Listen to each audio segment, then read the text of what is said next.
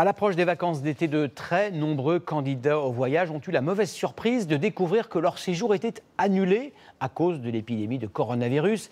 Les voyagistes proposent, ou plutôt imposent, des avoirs sur un futur séjour plutôt qu'un remboursement.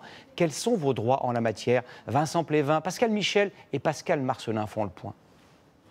Ce boulanger toulousain a travaillé tout le confinement. Forcément, il attendait avec impatience ses vacances en famille, mais sa croisière sur la Méditerranée vient d'être annulée quelques jours seulement après qu'il a réglé la facture. Je suis à découvert de 2 300 €. L'agence de voyage lui propose un avoir valable 18 mois. Mais moi, dans 18 mois, je serai peut-être mort, ma femme sera peut-être plus là, j'aurai peut-être plus envie de partir, il se passera peut-être des choses, j'aurai peut-être déposé le bilan parce que les affaires sont ce qu'elles sont. Voilà où j'en suis aujourd'hui, tout ça à cause d'un voyage.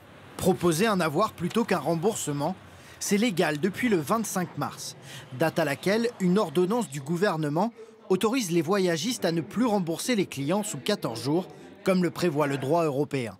Seule obligation pour les agences, que cet avoir soit remboursable au bout de 18 mois.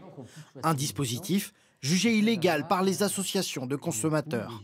Pour elles, les voyageurs doivent avoir le choix. Si on lui propose un avoir et qu'il l'accepte, pourquoi pas? Mais son droit, c'est d'exiger le remboursement et non pas un avoir. Ça, c'est le droit communautaire en vigueur, tel que la Commission vient de le rappeler et de rappeler à l'ordre le gouvernement français qui s'assoit avec une ordonnance sur ce règlement communautaire. Mais pour les représentants des voyagistes, appliquer le droit européen les mettrait en grand danger.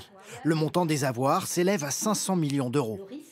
On n'est pas en capacité économique de rembourser d'un coup, dans les 14 jours, tous les voyages qui ont été annulés, parce qu'économiquement, cet argent, il est auprès des compagnies aériennes, auprès des hôteliers, et que nous, on n'a pas l'argent chez nous. Il faut bien avoir ça en tête. Il n'est pas question de ne pas rembourser le client.